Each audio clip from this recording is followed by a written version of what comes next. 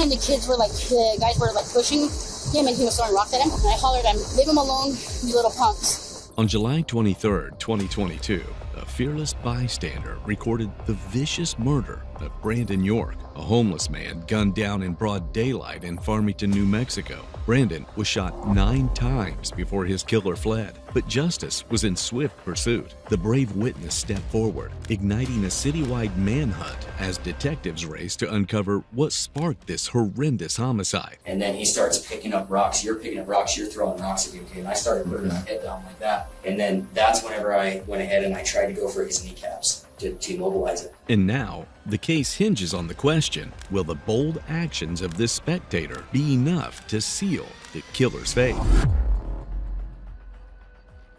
911, what is the address of the emergency? It's at the Safeway gas station on Main Street. Some kids just shot a guy. They're getting into a blue Ford Ranger pickup in the Safeway parking lot. Oh, some kids just shot someone? What the? Holy smoke. With over 800 cameras feeding into their real-time crime center, Farmington police scanned the city to track down the fleeing gunman. Jules with me. Farmington Police Department, show me your hands! Show me your hands! Keep your hands out the window! Stick your hands out of the window! Stand up! Stop where you're at! You, sir! Turn around, both of you, face away! Walk back towards me! Keep walking! We're gonna go up. Get down on your knees! Put your hands on top of your head! Alright, you got hands. Thank you for cooperating. The suspect, identified as Guillermo Aguirre, was swiftly arrested and brought in for questioning. For a long time, most parts of the interrogation footage remained unreleased until now. So, and your name is Guillermo Humberto? Aguirre, Humberto the fourth, yes sir. Okay, and your last name is Aguirre? Aguirre, yes okay. sir. Let's see. I'm sorry I stink a little bit. I haven't showered in about a good 2-3 days. So that's fine. I'm trying to help homeless people and I shouldn't even have my firearm on. But I acted in self-defense. I had to. Well, that's what I want to talk to you about. You mentioned a girlfriend. Was she present? She was not. She was going into Smith's. There's some people that live behind Smith's, or so it is Smith's, Albertsons. Where's that? The area in which I was in, that's Smith's, right? Safeway? Safeway. That's Safeway. Okay, I get mixed up with Smith's and Safeway. There's some people that live in that back lot over there, and my whole thing was I was trying to get a landscaping deal started. And what I was doing is I was going around town trying to find homeless people that may want to help me with that. Okay. So initially, yeah, landscaping. So I got some people involved. They were all smoking dope and shooting up. They were doing all kinds of drugs. And I just figured, I need to remove myself from the situation. In doing so, with me having to remove myself from the situation, one of the guys got up and started calling me a pussy, throwing rocks. And then he kicked over a lady that I know very well. Her name, we call her Mom. He kicked over her thing.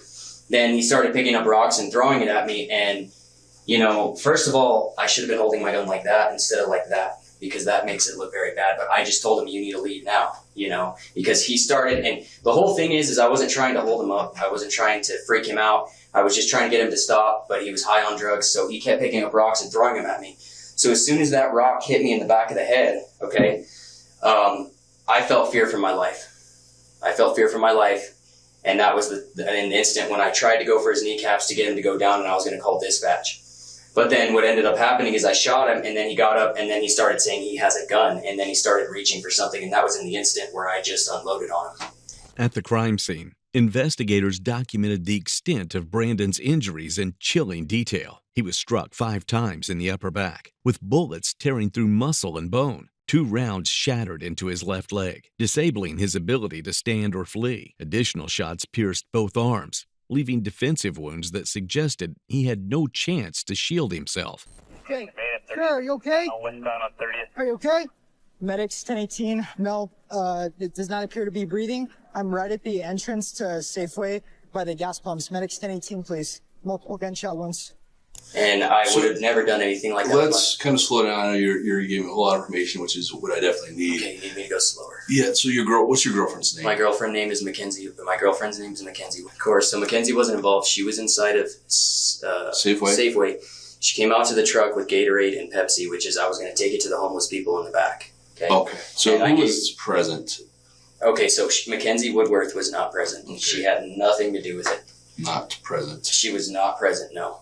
Now, I told my wife that I was going to walk over there and I was going to try to round up some homeless people and see if they wanted to get some landscaping going. So she was unaware of this? Unaware of the whole thing. Okay. She came out, she texted me and said, and it's all in my phone if you guys want to go through that. Okay. She was unaware, and she basically texted me saying, I'm out in the truck and I'm waiting for you. Okay? So I went out to the truck. We ran out to the truck, which the one thing is, you know, trying to catch up to Nick. I was trying to tell him something. I don't know if he heard me, but I was trying to say, we can't flee from the scene. You know, fleeing from the scene is probably the worst thing. He's all, come on, let's go home. Let's go home. So of course, in my mind, a flight or fight response kicked in, and I felt like, okay, it's time to leave then.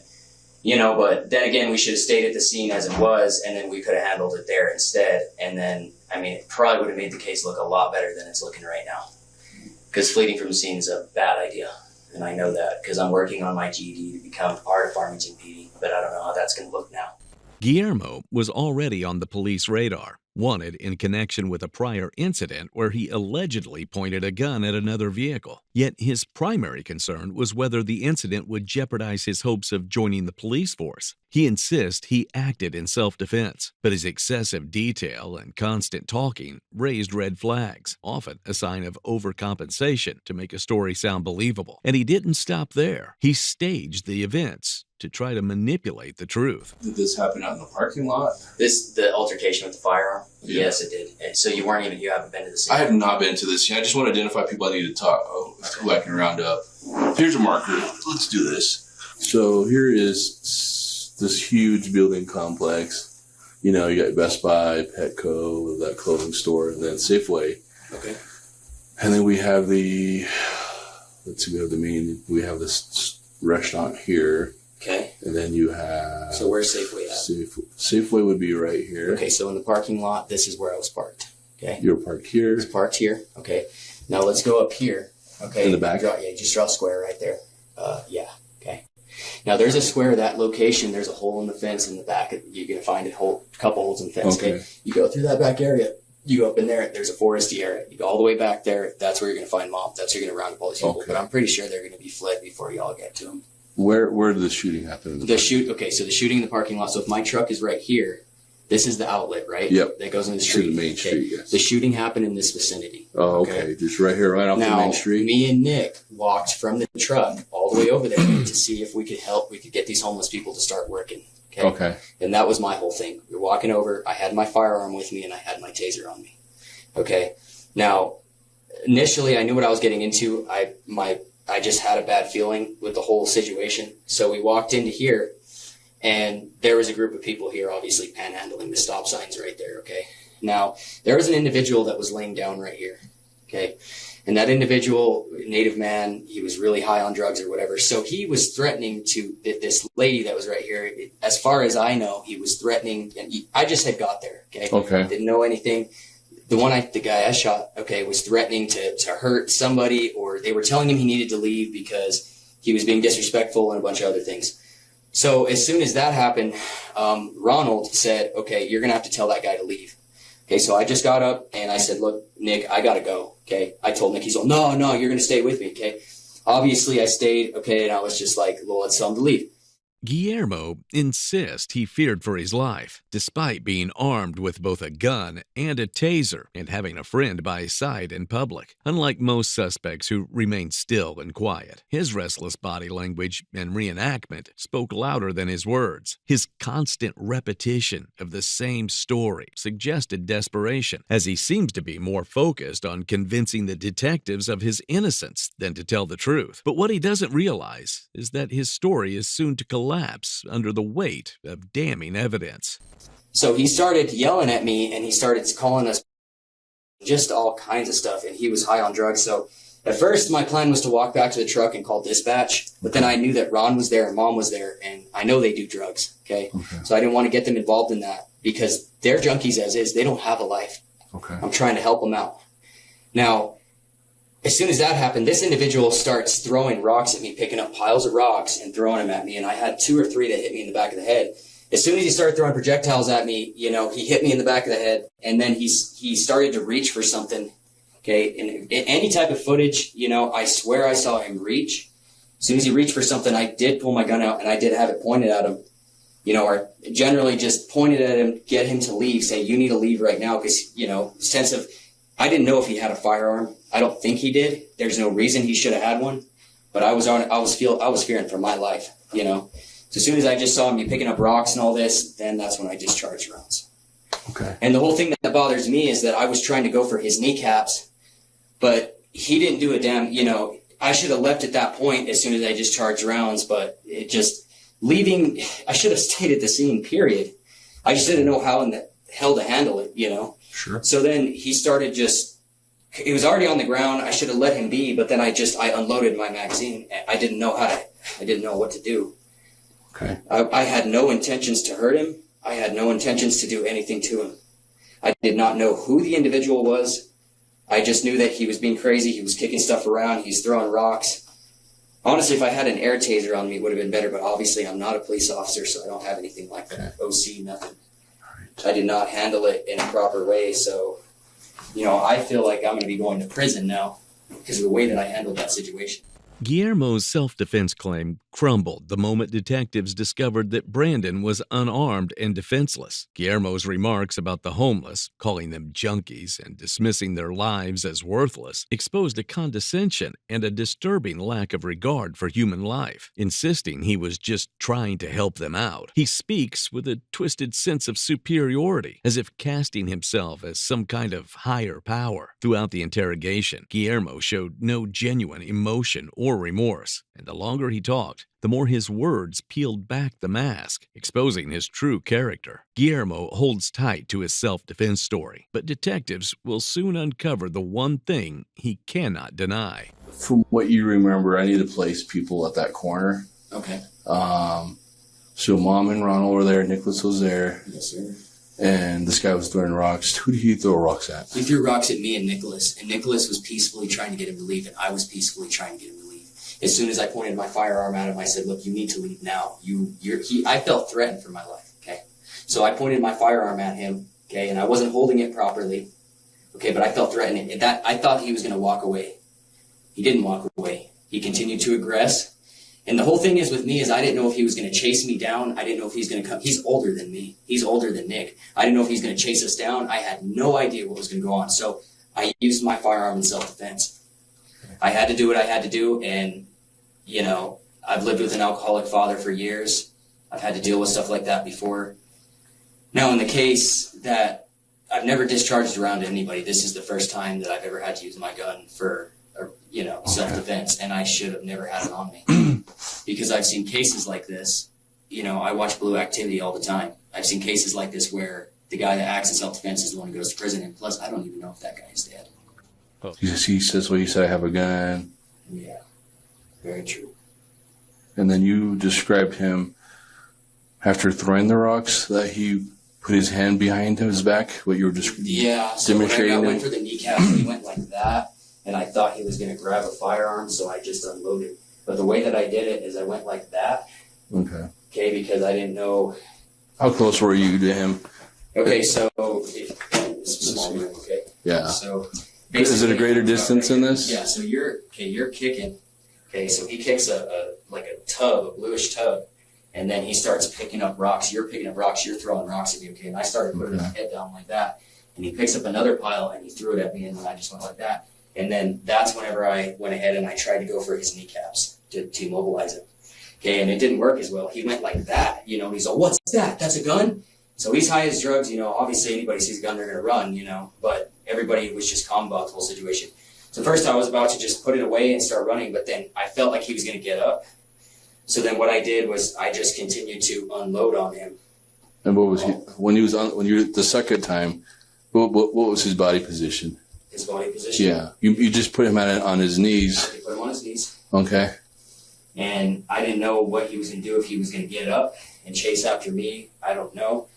So his body position was like this. Okay, and my whole thing was Then I just shot 2 or 3 more rounds, and then he fell to the floor, and he was done. And my entire thing is I was not aiming for the head. I was not... Center mass is what I was trying to aim for. It went from his legs to center mass. Because the whole thing is the way that you know how recoil is, okay? Recoil went to center mass. It's trying to get his knees. And the whole thing is, too, is I just hope I didn't kill him, because that was not my thing. I was not trying to hurt that man. So initially you were shooting at his kneecaps, and then when he went to the ground, or when he was on his knee, you went for center mass? Is that... I don't want to put words in your mouth, Okay, the recoil caused me to go to center mass. Okay. Boom, boom, kneecaps, boom, boom, center mass. Okay. Does that make sense? Okay, so you're aiming for kneecaps, but the recoil was sending you to center mass. Okay, so you weren't intentionally shooting center mass. I wasn't intentionally trying to kill him, no. I was trying to immobilize him. Okay. And whenever you question everybody, I don't know the guy from Jack. He was just aggressive. I don't know him from anywhere bad. Guillermo clings to denial, casting Brandon as the aggressor and leaning on a self-defense claim to reduce his charges. But the damning footage, captured by a courageous witness, tells a very different story. Hey!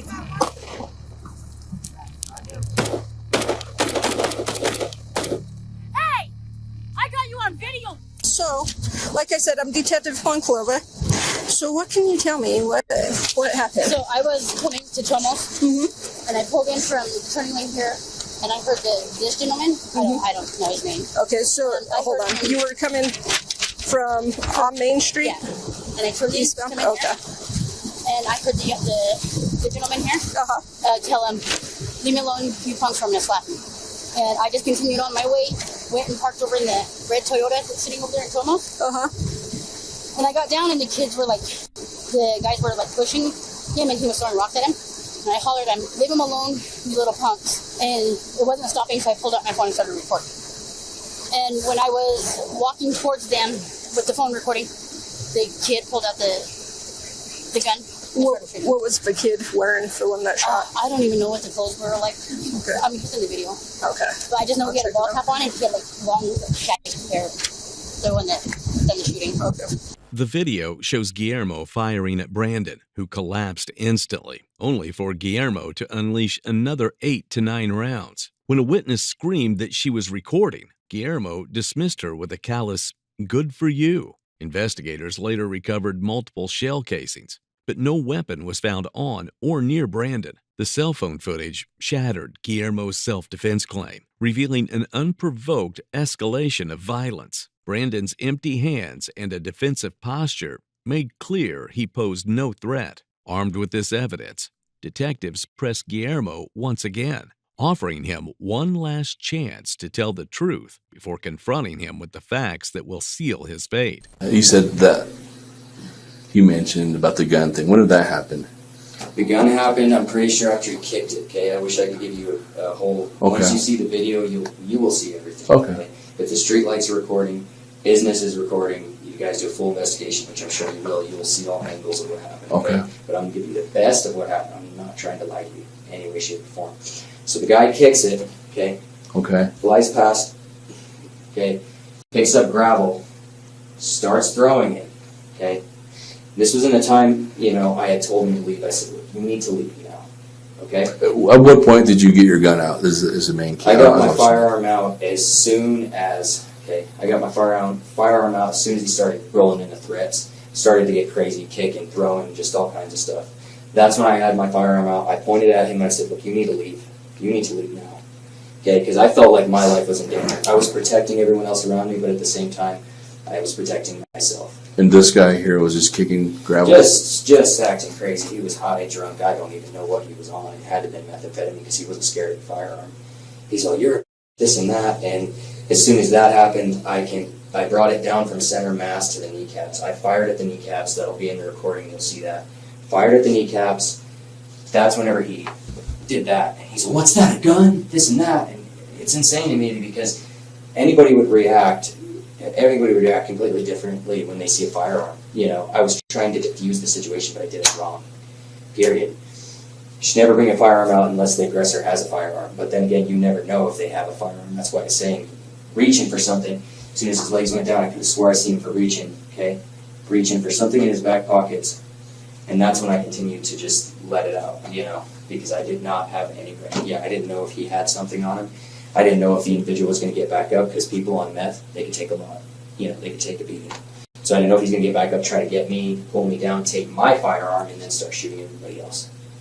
I don't know. Take my taser, beat somebody with it. What you just described here to me, when did the rock thing happen? Okay. The only thing that bothers me is that, did you guys find a firearm on him?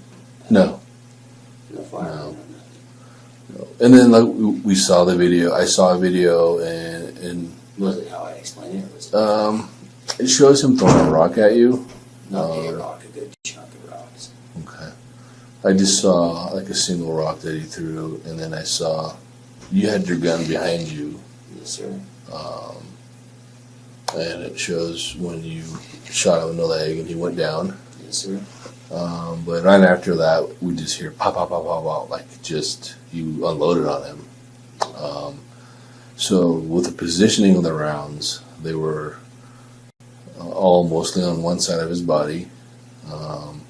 They were. Did no more in his legs at all? He did get his legs, but also from when we've talked to a few people and people in the area. One it was the lady that recorded it, and another male who was driving or had just parked. And he basically gave us a different version. Both of them gave us the same version, but different from you. He said when he went to the ground, you just unloaded on him. He was not getting up. He was down on the ground when he shot. The video that I saw was not a full, like I said, we saw the first shot. He goes down on the ground, like literally. It was not my intention to kill him. Yeah. By any means necessary. He went to the ground, and then it was just not even a second later when you shot the rest of the rounds. So all this information was relayed to the district attorney's office. He was here. He was able to. I briefed him on everything, and his recommending charges. And it's going to be second-degree murder we're going to be charged with, and I'm working on it right now. But also the other incident, charged with murder because that was self-defense. Murder in the second, and you'll have a self-defense argument. You can bring it up at court. So I'm going to jail tonight. You are going to jail, and mainly the first thing you're going to go to jail for is the other incident. So the other incident from the other night, we actually have been looking for your vehicle.